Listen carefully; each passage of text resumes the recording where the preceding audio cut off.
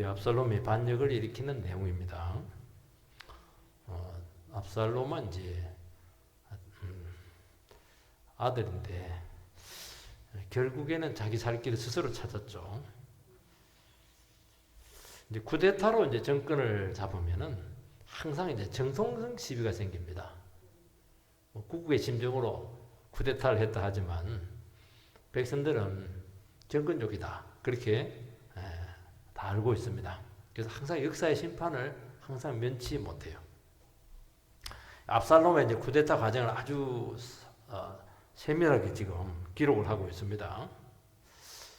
압살롬의 쿠데타는 처음에는 성공을 해요. 근데 결국 실패합니다. 되게 이 세상에서 쿠데타는 처음 성공하면 성공이거든요. 근데 여기는 처음 성공했는데 뒤에 실패합니다. 이게 이제 특징이에요. 이 세상 나라하고 하나님 나라가 다른 겁니다. 왜냐하면 하나님이라는 변수가 있어서 그렇습니다. 세상 나라는 권리 있고 힘 있고 무력이 있으면은 가능한데 하나님 나라는 그거 갖고 안 돼요.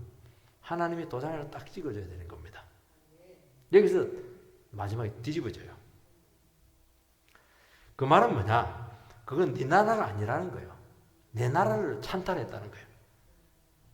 그래서 하나님 나라는 야욕으로, 무력으로, 세상적인 힘으로 절대로 빼앗을 수 없다. 그걸 말씀하는 겁니다. 압살롬의 반정을 기록한 이유는 바로 그것에 있어요. 그리고 하나님께서 세우신 기름 부음 받은 종을 통해서 다스린다. 이 대원칙을 하나님께서는 허락하셨고 압살롬은 바로 하나님의 그 원칙에 대해서 반역을 했기 때문에 하나님의 심판을 받는 겁니다. 여기에 차이가 있어요. 이게 무서운 겁니다. 이게. 첫 번째는 이 반역을 시도하고 있습니다. 7절에서 9절 말씀. 4년 만에 압살롬이 왕께 아뢰되 내가 여호와께 서원한 것이 있사오니 청하건대 내가 헤브론에 가서 그 서원을 이루게 하소서. 당신의 종이 아람 거술에 있을 때 서원하기를 만일 여호와께서 반드시 나를 예루살렘으로 돌아가게 하시면 내가 여호와를 섬기리다 하였나이다. 왕이 그에게 이르되 평안히 가라 하니 그가 일어나 헤브론으로 가니라. 압살롬은 세력을 모으기 위해서 딱 세 가지 방법을 씁니다. 이미지 전략을 씁니다. 이미지, 자기는 왕이다, 왕감이다 하는 이미지 전략을 쓰고, 두 번째는 가난하고 억울한 자들의 대변자다, 정의의 대변자다, 이 코스프레를 쓰죠. 이게 굉장히 강력한 겁니다. 오늘 보면 한 가지가 더 나오는데 종교를 이용합니다. 쓸 수 있는 카드를 다 썼어요. 이게. 그래서 상당한 세력을 얻습니다. 그 다윗하고 이제 형식적으로 화해를 하고 난 후 4년간 몰래 은밀하게 반역을 준비합니다. 그래서 가만히 있다고 해서 가만히 있는 게 아니에요. 잘 살펴보세요. 다 뒤에서 할 수 있는 겁니다. 마지막에 종교를 이용하고 있죠. 이 종교를 이용하는 것은 이거는 이제 명분을 쌓기 위해서죠. 압살롬은 참 능력이 하나가 있습니다. 아주 특별한 능력이 있는데 자기 자신의 목적에 적합한 어떤 극적인 사건을 무대에 올리는 아주 능력이 뛰어나요. 아무데나 거사 안 합니다. 딱 날 딱 정해가지고 그리고 딱 백성들의 마음, 날이 있으니까 사람들의 모임이 쉽고 생각이 있잖아요. 그걸 막 기가 막히게 그냥 연출을 해서 일을 저지르는 것입니다. 자기 큰형님 그 암논을 제거할 때도 양떼깎이 축제 그때를 딱 이용합니다. 그리고 그 장소가 여리고에 가까운데 망명하기 좋은데 여차하면 도망가겠다는 거예요. 이번에는 이제 도망가서는 안 되는 거예요. 이번에 싸워서 정권을 찬탈해야 돼요. 그러려면 이제 제일 중요한 게 백성들의 마음을 얻어야 됩니다. 백성들의 마음을 돌려야 돼요. 다윗에게 향했던 마음을 돌려. 물론 압살롬에 대해서 긍정적인 생각을 가지고 지지 세력을 가지고 있지만은 그 사를 이루려고 하면은 아주 적극적인 지지층이 생겨야 되거든요. 그래서 이제 아주 방법을 잘 씁니다. 종교적인 제가가 필요했어요. 종교적인 합당성이 필요했죠. 그리고 자기를 지지하는 아주 그 세력들의 승인과 지원이 필요했습니다. 지지가 필요했죠. 이 번의자들의 지지죠. 그래서 그 사람 혼자 못합니다. 뒤에 반드시 누가 지지 그룹이 있어야 돼요. 그리고 그 살을 이룬 그 도시가 헤브론입니다. 거룩한 도성 헤브론. 원래 예루살렘 전에 수도가 헤브론이에요. 그리고 그 압살롬의 고향이 헤브론이에요. 뭔가 다 있는 거예요. 그런데 그 아브라함이 있었던 그 헤브론 성지죠, 성지. 거기서 이제 종교적인 제사를 드리겠다. 페스티벌, 연회를 베푸겠다 하는데 우리 전도 초청 잔치처럼 이렇게 뭔가 종교적인 행사를 하겠다는 겁니다. 그러니까 완벽하잖아요. 다 이 정도 돼야 되는 겁니다. 그래서 다윗에게 나가서 내가 그 술에서 망명하고 있었을 때 하나님 은혜로 다시 귀국을 하게 되면은 여호와를 섬기겠다 서원을 했다는 거예요. 그래서 헤브론에 가서 고향이기도 하고 그 전에 수도기도 하고 그러니까 그 가서 내가 제사를 드리겠습니다. 다윗이 의심 없이 이제 허락을 합니다. 다윗은 이게 문제예요. 뭐 말만 하면 막 허락을 해버려요. 허락이요, 뭐 이렇게 하는 겁니다.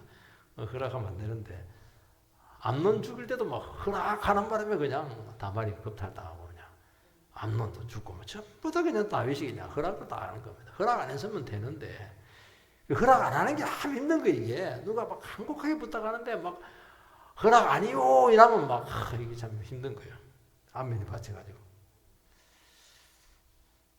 의심을 해야 됩니다. 의심을. 너 2년 동안 돌아와가지고 뭐 했냐? 가만히 앉아있다 이제 와서 뭐 시원한 심령에 뭐 변화가 있었냐? 뭐 그거 물어봐야죠. 아니 진작 서원을 갚아야지. 근데 이 말씀의 종, 하나님의 종들은 사람을 의심하는 걸 제약시합니다. 그럼 어떻게든지 믿으려고 해요. 막 자기 마음 같아가지고 막 믿으려고 하는 겁니다. 근데 한 번 더 나가야 돼요. 왜냐하면 교회가 있고 하나님 나라를 지켜야 되기 때문에 책임이 있기 때문에 의심을 해야 됩니다. 의심하기 위해서 하는 게 아니고 교회를 지켜야 되고 하나님 나라를 지켜야 되기 때문에 영혼을 지켜야 되기 때문에 의심을 해야 돼요. 의심하라는 게 색안경 보라는 게 아니고 좀 의혹이 있다든지 좀 합당하지 않는 이런 부분들에 대해서 한번 질문을 해보는 거예요. 질문을 해보고 확인을 하는 겁니다. 확인을 했느냐 안 했느냐 하는 건 참 중요한 문제예요. 아니면 뒤로라도 확인을 해봐야죠. 이렇게 압살롬이 지금 무슨 일을 하고 있었는가 하는 것을 확인해야 되는 거예요. 왜냐하면 드러내지 않고 말하지 않는 그게 업무거든요. 그거는 숨겨놓습니다. 압살롬은 제사를 통해서 반역을 시도하는데 이제 왕으로 등극을 해야 되잖아요. 예배를 드리면서 이제 이스라엘은 기름 부어 주는 겁니다. 의용 제사를 분명히 때려놨겠죠. 그러면 이제 기름만 부으면 되는 게 아니고 박수를 쳐줘야 돼요. 막 백성들이 지지를 해줘야 됩니다. 왕 만세 이렇게 해야 되는 거예요. 그리고 이 사람은 얼마나 치밀하냐니까 전 지역에 전령을 보냅니다. 정탐을 보내서 왕 만세를 부르면 막 봉화처럼 봉화대처럼 이렇게 돼가지고 그가 왕이 되었다는 것을 전부 다 각 지역에 선포하게 합니다. 전국적으로 이것을 동시에 알리는 것이죠. 여기 보면은 이제 그 사자를 보냈다 그렇게 하지 않고 정탐을 보냈다는 거예요. 정탐을 보내는 건 저게 그것이 들어가서 그 상황을 이렇게 조사를 하는 겁니다. 사자는 메신저예요. 압살롬이 왕이 됐다는 메신저를 보낸 거예요. 정탐은 그게 아니고 그 지역을 조사를 하는 거예요. 지금. 쉽게 말해서 분위기를 정탐한 후에 적절하게 왕됨을 선포하라는 겁니다. 아무데나 그렇게 하지 말고 상황을 봐가지고 정탐을 다 해가지고 지지 세력들 좀 모으기도 하고 이렇게 해서 하라는 거예요. 백성들은 영문도 모르고 다윗이 조기 은퇴를 했는갑다. 아니면 다윗에게 뭐 병의 문제가 생겼든지 무슨 문제가 생겨서 왕권을 조기 이양을 했다. 그렇게 생각하게 만드는 겁니다. 그리고 나서 그 각 지역에 있는 그 지지자들을 규합을 해서 본부를 헤브론으로 딱 합니다. 거사를 하는 그 본부가 중요하잖아요. 헤브론에 딱 이렇게 지지세. 왜냐하면 자기가 그 헤브론 출신이니까 거기에 지인들이 많은 거예요.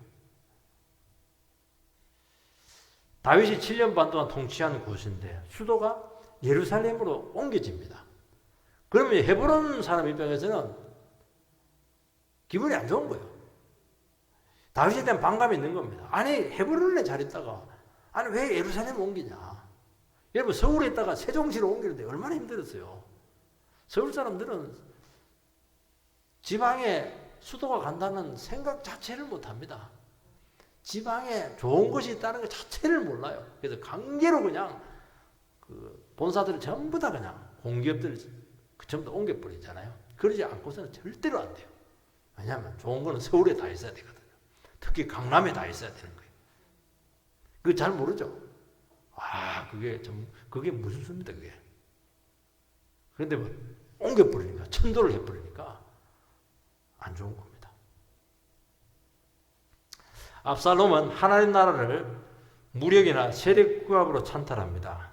왜냐하면 하나님 나라는 어느 누구의 소유도 아니고 하나님 겁니다. 그래서 하나님 것을, 하나님 나라를 내 것으로 만들려고 하는 것이 반역이에요.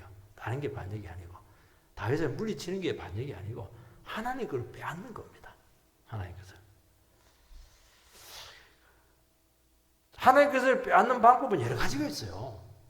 자기가 하나님 대신 왕이 되면 되는 거예요. 하나님 위에 자기가 왕이 되면 되는 겁니다. 그래서 그런 왕들은 하나님께서 쫓아내버려요. 사울왕이 결국에 심판받잖아요. 왜냐하면 나중에 가지고 자기가 왕 노릇을 다 해버려요. 다윗은 그것을 알기 때문에 나는 기름 부음 받은 왕이고 대리왕이고 위임 왕이다. 위임 목사처럼. 목사는 그의 주인이 아니에요. 하나님께 위임 받은 거예요. 위임 받은 권한을 통해서 일정 기간 목사로서의 그런 시무를 하는 겁니다. 그걸 깨달아야 돼요. 근데 마음대로 못해요. 마음대로 할 수가 없어요. 그래서 말씀으로 다스리는 겁니다. 말씀으로.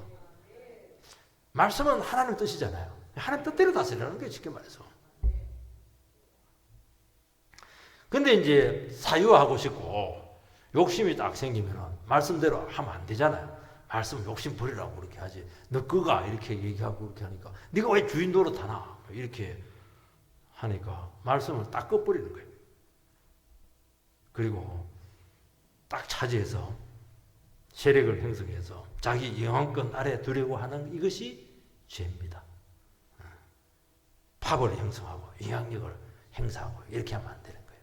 그건 네 거냐 그렇게 하는 겁니다. 여기 보면 이제 그 구호를 외치는데 중요합니다. 기름을 딱 붓고 나면 이제 전 지역에서 압살롬이 왕이 되었다 그걸 선포하게 합니다. 압살롬이 왕이 되었다. 하나님께서 압살롬을 이게 왕으로 기름을 부었다. 압살롬이 왕이 되었다. 어떻게 되는지 몰라요. 이게 하나님이 왕이 되게 했는지, 하나님 왕권을 찬탈했는지 알 수가 없어요. 하나님의 주권을 은연중에 거부하고 있습니다. 이스라엘은 하나님이 왕이세요. 하나님이 문들아 문들아 머리를 들지어다. 영광의 왕이 입성한다. 그게 얼마나 메시아의 산송이 대단합니까? 여호와께서 입성한다. 성의 왕으로 입성한다. 이렇게 하는 거예요. 여호와께서 왕이시죠. 여호와께서 등극하시죠. 그렇게 하는 거예요. 근데 다윗의 통치가 이 결함이 많고 일관성이 결여되어 있고 문제가 심각하다는 거예요. 지금 그걸 이미지를 많이 심어놨어요. 그래서 압살롬으로 대체한다 이런 메시지를 준 거예요. 하나님은 인간의 무능에 대해서 너무 지나치게 관대하고 죄에 대해서 너무 인내를 많이 하기 때문에 이게 뭐 우리 막 의식이 있는 우리들은 견디지 못한다. 그래서 빨리 모든 일을 개선하자. 혁명하는 사람은 늘 그렇게 해요. 참을 수가 없어요. 저 부정과 비리를 참을 수가 없어가지고 빨리 저걸 해결해서 똑바로 세우자. 이게 이제 혁명이잖아요. 하나님보다 똑바르게 빨리 하려면 안 됩니다. 하나님 다 알고 계세요. 하나님이 다 청소합니다. 믿음이 없는 거예요. 이게 다 욕심이에요. 그 정권적이고 하나님의 것을 찬탈하는 행위다는 것을 말씀하고 있습니다. 이걸 다 잘한 사람이 다윗이에요. 다윗은 사울이 얼마나 문제가 심각했어요. 정말 말씀대로 안 했거든요. 그리고 자기를 죽이려고 3,000명의 군사들을 막 쫓아다니는 거 그거 가지고 나라를 지켜야지. 자기도 메뚜기 같은 나를 왜 쫓아오냐고. 메뚜기 그 잡아서 뭐 할 거냐고. 그렇게 하는데도 막 계속 잡으러 와요. 그래서 하나님께서 2번 딱 죽일 수 있는 기회를 줍니다. 무슨 시험이죠. 그래도 다윗은 사울이 아무리 문제가 심각하고 사람들이 이때 딱 끝내버리고 왕으로 등극하죠. 그래도 이거는 왕위를 찬탈하는 행위이기 때문에 나는 거절한다. 그러면서 기름 부음 받은 종이기 때문에 하나님께서 기름 부음 받은 종을 알아서 할 것이다. 그러면서 딱 거절해요. 그래서 막 엄청나게 고생을 합니다. 그때 딱 끝내버려서 바로 왕이 될 텐데, 그냥 그것도 그냥 참고 넘어가는 바람에 막 더 그냥 블리셋에 망명을 하고 막 온갖 고생을 다 해요. 때가 되니까 하나님께서 사울을 심판하고 가만히 있는데 산에 와서 왕 대주세요 이렇게 해서 세우는 겁니다. 지가 선 것 없어요. 그게 다윗의 그 고백 속에 시편도 그렇고 다윗의 삶 속에는 내가 왕이다 하는 말 자체가 없어요. 여호와가 왕이십니다. 그 얘기는 많은데 내가 왕이다, 압살롬이 왕이다 그 말 자체가 없어요. 이게 하나님 나라 성격을 아는 게 지금. 그래서 다른 사람에 의해서 왕으로 세움 받았지만 끝까지 이 말을 자제합니다. 한 번도 자기가 왕이라고 주장한 적이 없어요. 왜 그렇게 합니까? 그 말을 주장하는 순간 사람들 다 의심해요. 이 불법적으로 지금 왕권을 찬탈했다. 의심을 줄 수 있는 거예요. 이게 얼마나 중요한지 몰라요. 여러분 이게. 그래서 바르게 해야 돼요. 바른 과정이 필요하고 정식으로 해야 되고 그렇게 해도 하나님 나라를 지키고 이끌어가기가 힘들어요. 그게 뭐 하자가 있어버리면 그거는 반드시 문제가 심각하게 생기는 겁니다. 나는 내 힘으로 왕된 거 아니다 하는 거예요. 하나님이 세웠다. 사람들이 지지했다. 그렇게 하는 거예요. 그래서 자기의 지위를 권력으로 생각하지 않았습니다. 두 번째는 평소 영혼을 잘 준비해야 한다는 겁니다. 13절 말씀. 전령이 다윗에게 와서 말하되 이스라엘의 인심이 다 압살롬에게로 돌아갔나이다 한지라. 압살롬의 세력이 폭발적으로 커집니다. 완전히 대세를 장악을 했죠. 그러면서 전령이 와서 인심이 다 압살롬에게 돌아갔습니다. 그 얘기를 합니다. 얼마나 놀랐으면 이런 얘기를 했겠어요. 다윗이 과감하게 예루살렘을 포기하고 도망을 갑니다. 왜냐 그렇게 한도서는 피를 흘려서는 안 되기 때문이죠. 그리고 거사가 일어나고 혁명이 일어나게 되면 누가 내 편인지 누가 적인지 몰라요. 왜냐하면 늘 같이 있었으니까 순교에 있었으니까 싹 빠져나오니까 따라온 사람 안 따라온 사람 딱 구분이 되는 거예요.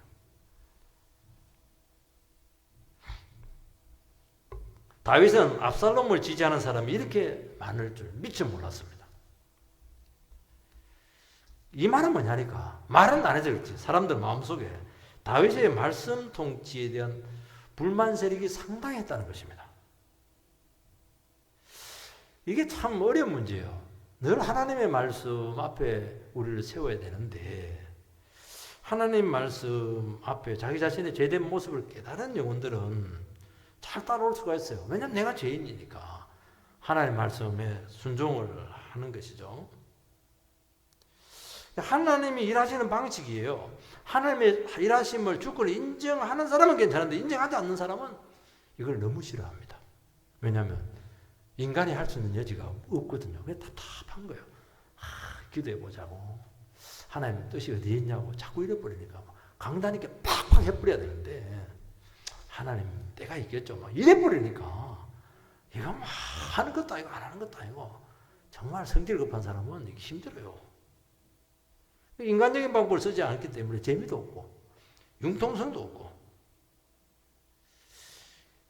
늘 하는 말이 네가 바뀌라 네가 그 얘기만 자꾸 하니까 도대체 얼마나 바뀌어야 됩니까?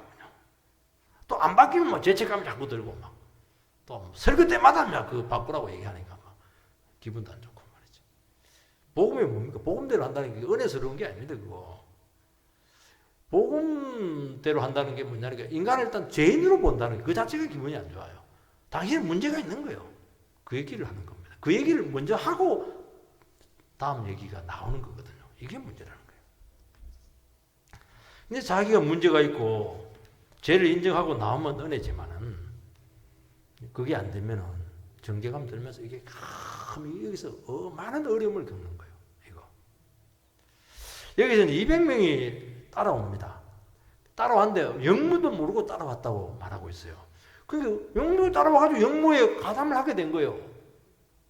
이 억울한 거예요, 이게. 왜 이렇게 되었냐는 거예요. 그렇다면 그 따라온 200명은 책임이 없느냐? 아닙니다. 압살롬이 누구를 초청합니까? 하나님 말씀에 다윗처럼 말씀 아니면 씨알도 안 먹게 되는 사람들을 뭐 초청장 보냈겠습니까? 벌써 선별을 다 해놓은 거예요. 압살롬은 이 사람은 데려갈 수 있구나. 이 사람은 흔들면 흔들리겠구나. 딱 아는 거예요. 자기는 영문도 보러 갔다지만은 이미 다 사탄은 지금 전부 다 조사가 돼가지고 이 사람은 내 편이 될 수가 있다. 다 구워 삶은 거예요, 이게. 선별을 한 거죠, 선별을. 그래서 억울하다는 게 아닙니다. 자기가 분명치가 않았어요. 여러분, 예루살렘에서 헤브론까지가 굉장히 먼 거리예요. 왜 그 사람들이 따라왔습니까? 압살롬이 혹시 자기 왕이 될지 모른다. 눈도장 찍으러 온 거예요, 눈도장. 거기다 탁 걸려들었습니다. 이 두 마음입니다. 신앙은 딱 한 마음이라 해야 돼요. 왔다 갔다 하면 안 돼요. 그럼 죽도 밥도 안 됩니다. 중심 있는 사람들은 요격을 잘합니다. 이게 압살롬이 어떤 사람인가 다 파악이 돼 있어요. 자기가 욕심 있고 뭔가 딴 마음이 있으면은 요게 분별이 안 돼요. 여러분 이게 얼마나 중요한지 아세요? 그래서 자꾸 희갔다 갚도록 나를 버려라. 내 안에는 욕심을 버려라. 그렇게 하는 이유가 뭐냐니까 결정적인 순간에 다 엮여진다니까. 그것만 저기 땡겨버려 다 빠져나오잖아요. 아무리 손질해도 안 돼요. 근데 딱 말씀에 서 있고 아닌 건 아닌 거다 이렇게 해본 사람들은 씨알도 안 먹거드니까 사탄이 접근도 안 해요.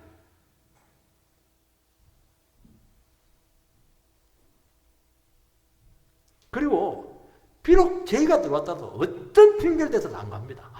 갑자기 장탈이 났다고 막 코로나가 걸려서 일주일 동안 격리해야 된다 이래서 안 가는 거예요. 우리가 평소에 말씀으로 준비되지 않으면 바로 이런 위기 때 자기를 못 지킵니다. 교회를 못 지켜요. 우리 능평교회도 이 정도 규모가 있는데 어떻게 지키겠어요? 온갖 죄가 다 들어올 텐데. 여러분 압살롬과 같은 존재는 다윗에게만 있는 것이 아닙니다. 절비해요. 압살롬, 젖살롬, 이살롬, 막 예루살렘 다 있어요. 전부 다 우리의 중심을 시험하게 될 텐데 안 흔들릴 자신이 있으세요? 그거 이야기하는 겁니다. 다 조사를 해가지고 접근해요. 될 사람 안 될 사람.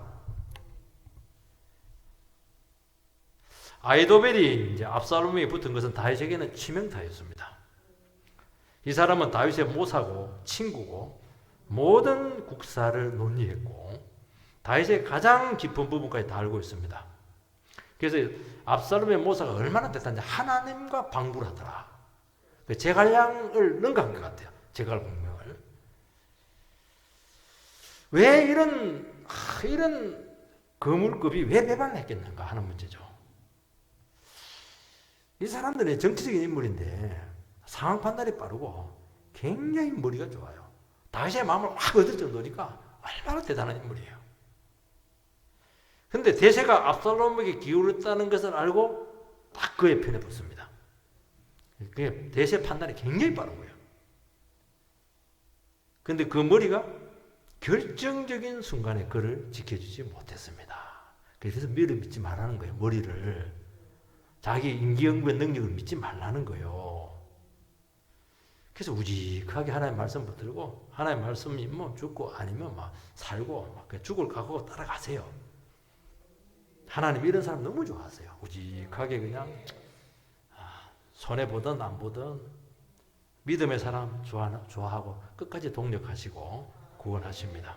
왜냐하면 아무리 아이도벨이 뭐 제갈제갈 능가하고 머리 좋아도 하나님보다 머리 좋지는 않거든요. 나중에 모략을 썼는데 후세의 전략은 말도 안 되는 거예요. 그거. 아이도벨 모략대로 하면 다윗은 거기서 바로 끝나버려요. 근데 압살롬이 아이도벨의 모략을 패해버리고 후세의 모략을 채택을 합니다. 그거 누가 한 겁니까? 그거? 하나님이 그렇게 한 겁니다. 그래서 화가 나가지고 고향으로 내려가서 목매달아 죽어버렸어요. 좌절감이 너무 컸죠. 그게 똑똑하고 머리 좋은 사람들이 이거 뜻대로 안 되면요 너무 화가 나가지고 자존심이 상해가지고 그냥 막 스스로 막 하직을 해버립니다. 그러니까 보면 가룟유다 같아. 가룟유다가 막 뜻대로 안 되게 가서 막 자살해버리잖아요. 분노죠, 분노. 내 뜻대로 안 된 분노예요, 분노. 이 처리가 안 되는 거예요. 눈치가 빠르고 머리 돌아가는 사람들은 누구에게 붙습니까? 당연히 압살롬에게 붙죠. 여러분 말씀에 헌신되지 않으면 우리는 전부 다 이 길을 갑니다. 유혹이죠, 유혹. 그래서 항상 원칙이 뭐냐? 진리성이 뭐냐? 이것을 계속 질문해야 돼요. 이 질문을 왜 해야 되냐면 여기서 분별력이 나오는 거예요. 아, 이건 지나치다. 이건 확인해 봐야 되겠다. 이건 기도해야 될 문제다. 이건 당장 결정 내려서는 안 되는 것이고. 이런 아주 사소한 분별력들이 인생을 살리기도 하고 거치게 할 수가 있는 것입니다. 그래서 자꾸 말씀 갖고 질문을 계속 하는 거예요. 18절 그의 모든 신하들이 그의 곁으로 지나가고 모든 그렛 사람과 모든 블렛 사람과 및 왕을 따라 가드에서 온 모든 가드 사람 600명이 왕 앞으로 행진하니라. 드디어 전세가 기울게 되었고 왕이 피난길을 떠납니다. 여기서 누가 따라가느냐 하는 문제죠. 누가 따라갑니까? 이거 보면 나오잖아요. 신하들, 그렛 사람들, 블렛 사람들, 가드에서 온 모든 가드 사람 600명 이 사람들이 따라옵니다. 딱 기록되어 있잖아요. 기록. 거의 그렛 사람, 블렛 사람, 가드 사람이 전부 다 이방인들이야. 참 이스라엘 백성들은 거의 압살롬이 다 넘어갔다는 거예요. 신하들은 따라와요. 왜 신하들이 따라옵니까? 그 신하들이 다윗과 사울 광야 시대 때 망명해서 또 비참한 처지에 있을 때 그때 같이 함께 다윗과 고난을 받던 사람들이 있습니다. 이게 참 중요해요. 어려울 때, 힘들 때, 정말 아무것도 없을 때, 말씀 하나 있었을 때, 그때 크게 자리를 지키고 동고동락했던 그 사람들은 무슨 일이 있어도 끝까지 가요. 처음부터 끝까지 갑니다. 그게 귀한 사람들이에요. 여기 보면 그렛 사람, 블레셋 사람, 가드에서 온 600명 이 사람들은 이방인들입니다. 다윗이 쫓겨나서 제일 비참했을 때가 블레셋에 망명했을 때입니다. 그런데 그때 감동받아서 자기 국적까지 포기하고 다윗의 사람이 된 사람들이에요. 이 사람 확실한 사람들이에요. 자기 국적을 포기하고 그러니까 룻 모압의 국적을 포기하고 아무것도 없는 이스라엘로 와가지고 믿음의 사람이죠. 이런 사람들이 귀한 사람들이에요. 끝까지 남아있습니다. 이런 사람들의 특징은 뭐냐? 다윗을 인간적으로 좋아하지 않았습니다. 말씀과 성령의 기름 부음을 보고 그와 함께한 것이죠. 그 속에 있는 하나님의 그 사랑, 성령의 능력 이걸 보고 말씀의 능력을 보고 너무 좋아했던 거예요. 그래서 막 끝까지 따라가 버려요. 19절에서 21절 말씀을 길기 때문에 읽어보지는 않을 텐데 한 절만 읽겠습니다. 그때 왕이 가드 사람 이때에게 이르되 어찌하여 너도 우리와 함께 가느냐? 너는 쫓겨난 나그네이니 돌아가서 왕과 함께 내 곳에 있어라. 너는 어제 왔고 나는 정처 없이 가니 오늘 어찌 너를 우리와 함께 떠돌아다니게 하리요? 너도 돌아가고 내 동포들도 데려가라. 은혜와 진리가 너와 함께 있기를 원하노라. 이때가 대답하여 이르되 여호와의 살아계심과 내주왕의 살아계심으로 맹세하옵나니 진실로 내주왕께서 어느 곳에 계시든지 사나 죽으나 종도 그곳에 있겠나이다. 이런 사람들이에요. 이 귀한 사람들이에요. 이때는 최근에 아마 다윗에게 왔습니다. 너는 쫓겨난 나그네이지만 내한테도 붙을 필요도 없고 압살롬에게도 붙을 필요도 없고 너 나라로 돌아가라는 거예요. 참 다윗도 대단하죠. 한 사람이 지금 아쉬운데 그런데 하나님의 이름으로 맹세해서 끝까지 다윗을 따르겠다. 그렇게 해서 나중에 압살롬 붙을 때 3분의 1 그 군사들을 이끌고 와서 전과를 올리죠.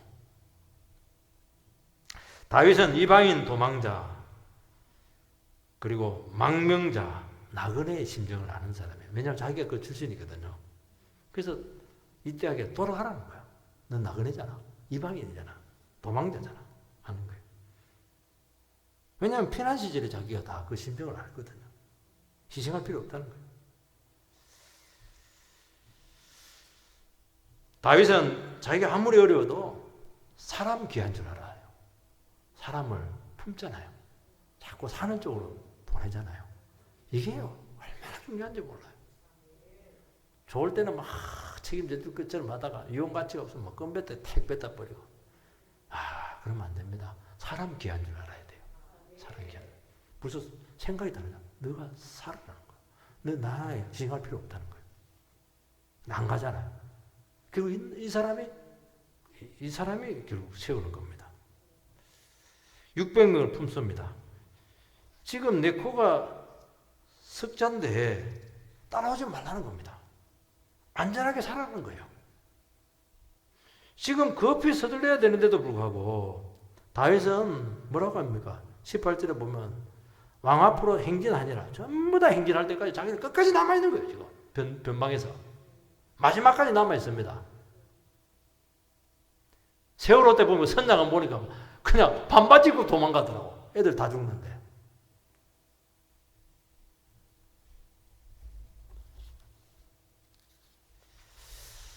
자기 목숨 건진다고 정신없이 도망가는 졸장구가 아니었죠. 자기 사람 끝까지 책임지고 다급한 상황에서 침착하게 상황을 수습을 하고 그리고 그렇게 하니까 전략적인 결정들을 해내기 시작해요. 탁탁탁탁탁 이렇게. 참 하나님 함께 하셨죠. 다윗에게 많은 사람이 없었지만은 중요한 사람들이 남았어요. 누가요? 말씀에 헌신된 사람들이 곳곳에 요소수에 딱 남아있는 겁니다. 이게 얼마나 힘 있는 줄 아시기 바랍니다.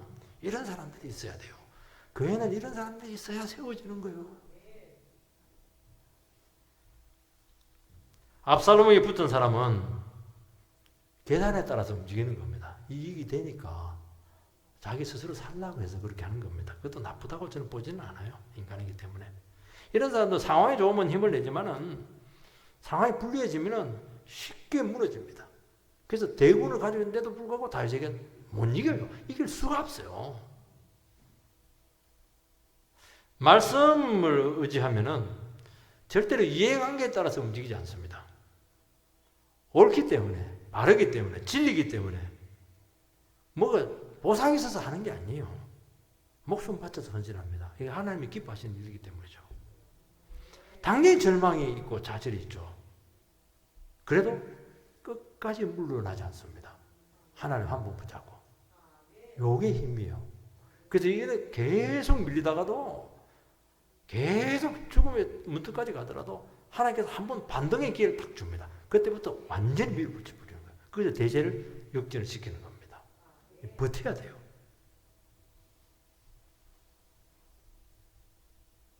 여러분 평소에는 어디 있는지도 몰라요. 위기가 딱 생기면 나타나가지고 책임지고 막 진리편에 딱 서는 겁니다. 평소에는 막 그냥 막 아청꾼들이 막 나타나는데 어릴 때는 하나도 없고 정말 진리의 사람들이 다 나타나는 거예요. 왜냐하면 위기 상황에 오면은 사람들은 본능적으로 자기 살 길을 찾게 되어 있습니다. 진리로 무장이 되면 결정적일 때 위기 상황은 붙들 수 있는 게 아무것도 없어요. 하나님만 붙잡습니다.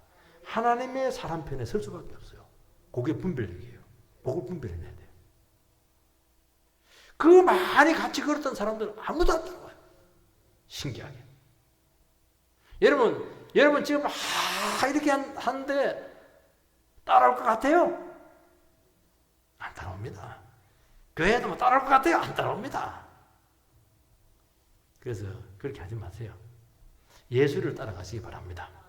그러면 주님께서 준비한 사람을 결정적인 순간에 붙여줘요. 그렇게 해서 여러분들이 인생을 헤쳐나가시기 바랍니다.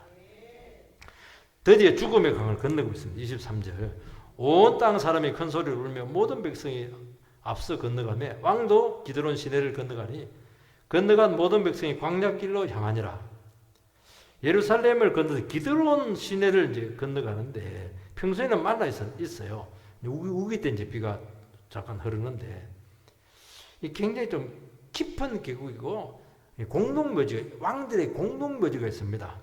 우리나라 능원처럼 능평리처럼 죽음을 상징합니다. 그 기드론 자체가 어둠, 흑암을 상징해요. 다윗이 기드론 시내를 건너갈 때 죽음을 생각을 했다는 겁니다. 다윗은 망했어요. 하나님의 뜻은 실패했어요. 다윗은 이 기드론 시내를 건너가면서 스스로 죽고 싶었죠. 다 한 대를 놓고 그렇게 했죠. 근데 거기서 다시 한 번 더 주님의 섭리를 붙잡습니다. 그런데 기드론 시내를 딱 건너가면서 이미 승리는 보장이 된 겁니다. 죽음의 강을 딱 한 번, 물론 여기는 현실적인 죽음의 강이지만 심리적인 죽음의 강을 한번 딱 건너버려요. 이거 한번 딱 건너버리면 그때부터는 이제 상황이 달라지는 겁니다. 그래서 기드론 시내를 건너는 이것은 섭리의 건너이 되었습니다. 내 인생에 대해서 사형 선고를 내렸죠. 이미. 가장 어두운 시점에 빛 대신 주님을 의지합니다. 막 시므이가 막 욕하고 막 얼마나 사람들이 막 그냥 막 저주했습니까? 그래도 하나님 앞에서 자기를 딱 복수 안 하잖아요. 하나님이 나를 죽인다. 나는 하나님 앞에 죽은 목숨이다. 막상을 묵상하면서 묵묵히 고난의 길을 걷습니다. 이 순간 어둠의 세력은 그때부터 힘을 잃기 시작합니다. 바닥에 떨어졌던 다윗의 영성은 회복되기 시작하고 지혜가 살아나기 시작하고 능력이 임하면서 본격적으로 상황을 하나씩 주도해 가기 시작을 하는데 다윗은 원래가요 왕궁의 사람이 아니에요. 따뜻하게 포실하게 있으면 안 돼요. 광야로 딱 내몰리니까 광야 영성이 살아나는 거예요. 동물 감각이 막 살아나는 거예요. 이게. 여러분 오늘 우리에게 기드론 시내가 어디죠? 죽음의 자리죠. 어둠이 드리워진 곳이죠. 다 잃고 의지할 곳 없는 완전한 실패만 기다리고 있는 그 자리일 것입니다. 인생 비관이 되죠. 자포자기죠. 실제로 죽으려 할 겁니다. 이때 성질이 있는 대로 부릴 수 있는 자리죠. 그런데 자기를 죽이고 낮아지고 혈기 복수하지 않고 죽음의 강, 어둠의 강을 순종하면서 묵묵히 건너가는 겁니다. 이것이 되면 이미 결과는 끝나는 거예요. 이미 그게 승리예요. 예수님의 겟세마네 기도에서 이미 승리가 된 것처럼 거기서 이미 승리가 온 거예요. 그 기도에서. 죽음의 골짜기를 통과한 사람만이 우리는 타락하지 않습니다. 세상 영광의 화려함과 허상을 깨닫고 생명의 삶을 사는 것이죠. 다윗이 당한 이유는 아들을 사랑하고 너무 믿었기 때문입니다. 다윗은 스스로 힘을 쓰지 않고 인간적인 방법을 쓰지 않다가 험한 꼴을 당했습니다. 다윗은 말씀을 믿었어요. 하나님의 뜻을 붙들었어요. 그러다가 당했어요. 모든 악에 대해서 무력을 쓰지 않다가 망했습니다. 그는 죄인을 사랑했고 끝까지 기회를 주었습니다. 그래서 너무나 비참한 자리에 던져졌어요. 근데 하나님은 그를 버리지 않았습니다. 죽음의 강을 한 번 더 통과하기 위해서 승리의 길을 열어주었고 사탄과 죽음과 죄악을 그때부터 전부 다 퇴치하기 시작하고 결국에는 하나님께 영광의 자리로 그를 세우시는 줄 믿습니다. 그런 영성으로 회복되기를 축복합니다.